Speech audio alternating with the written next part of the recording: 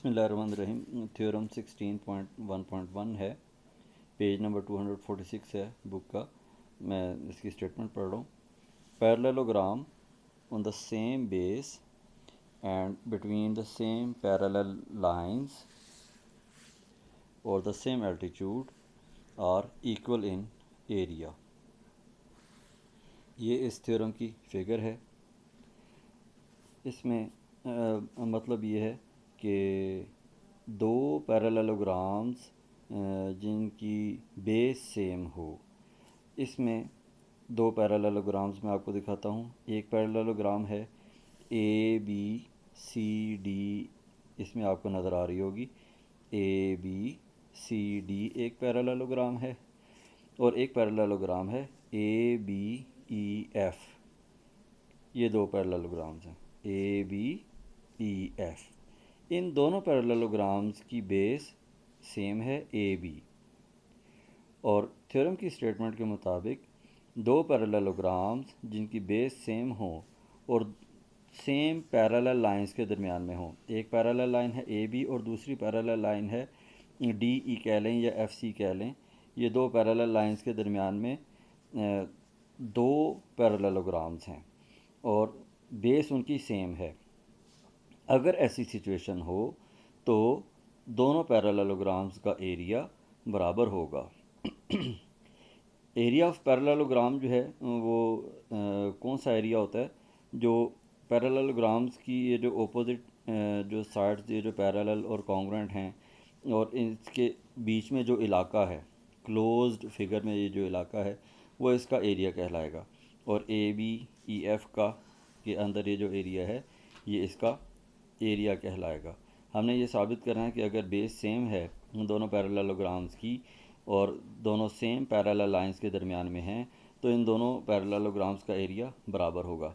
और ये कि दो पैरेललोग्राम्स दो पैरेलल लाइंस के दरमियान में हैं, मतलब ये कि दोनों का एल्टीट्यूड सेम है, यानी एक ये पैरेलल है और एक ये पैरेलल लाइन है, तो इनके दरमियान में जो एल्टीट्यूड है वो हर जगह पर, वो दोनों जो है पैरेललोग्राम्स, इनका एल्टीट्यूड सेम है। तो ये थी स्टेटमेंट। मैं स्टेटमेंट दोबारा पढ़ रहा हूँ। Parallelograms on the same base and between the same parallel lines or same altitude are equal in area.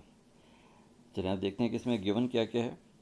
Given है two parallelograms A B C D and A B E F having the same base A B and between the same parallel lines AB and DE.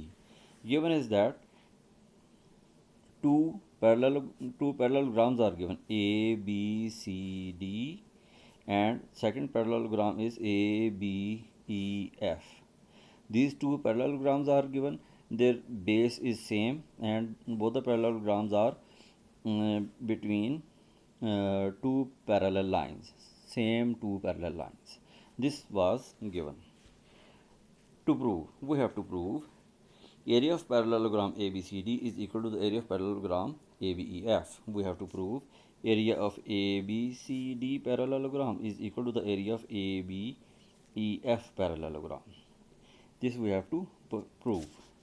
चलिए हम इसका proof start करते हैं।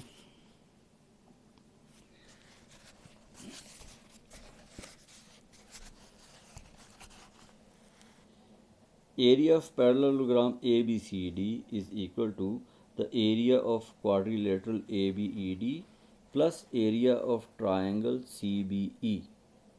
इस statement को हम यहाँ देखते हैं। Area of parallelogram ABCD is equal to the sum of two figures।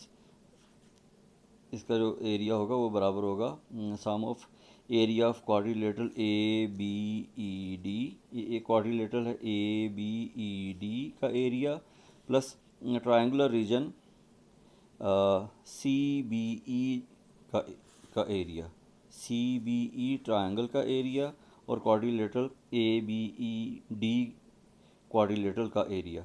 इन दोनों को हम प्लस करें तो parallelogram A B C D का एरिया बन जाता है। आगे चलते हैं।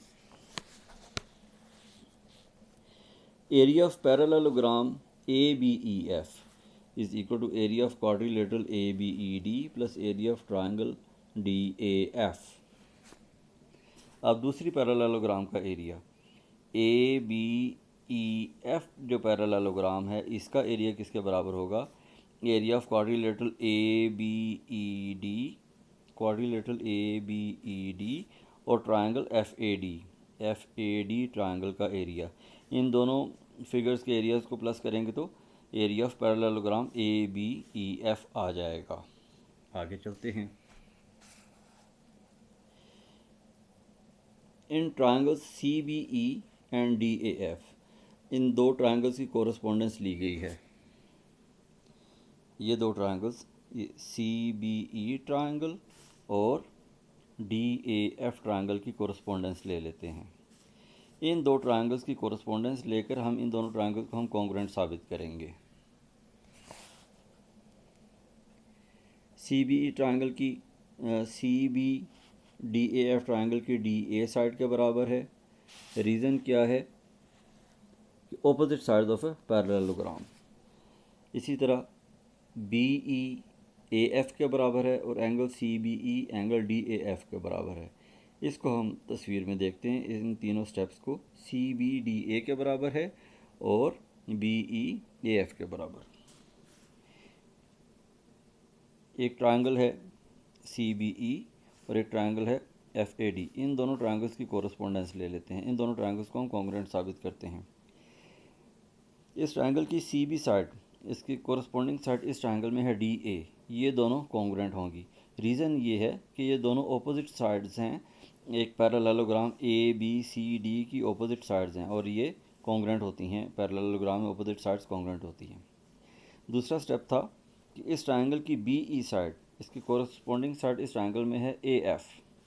BEAF के कॉन्ग्रुएंट इसलिए होगी कि ये दोनों ऑपोजिट साइड्स हैं एक पैरेललोग्राम ABEF की ऑपोजिट साइड्स हैं और पैरेललोग्राम में ऑपोजिट साइड्स कॉन्ग्रुएंट होती हैं। अब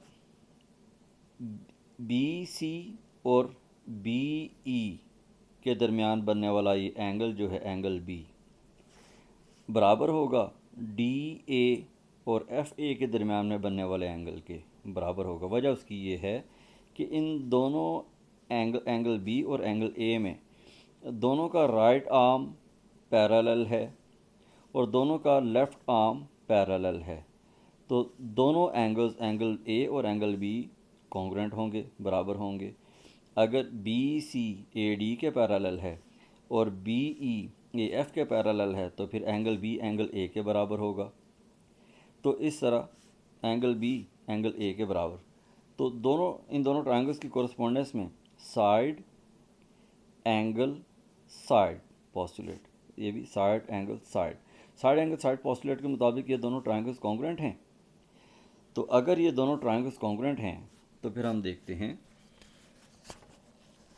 कि एरिया ऑफ पैरेललोग्राम ABCD में एरिया ऑफ क्वाड्रिलेटरल ABED और एरिया ऑफ पैरेललोग्राम ABEF में भी एरिया ऑफ क्वाड्रिलेटरल ABED, ये तो दोनों में कॉमन है। दूसरा एरिया था ट्रायंगुलर रीजन। ABCD पैरेललोग्राम में एक ट्रायंगल थी CBE और ABEF में एक ट्रायंगल थी DAF।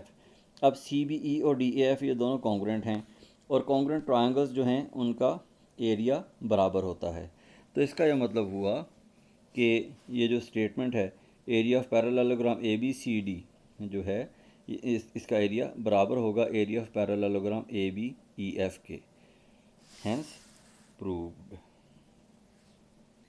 और एंड में जो है ये भी देख लेते हैं।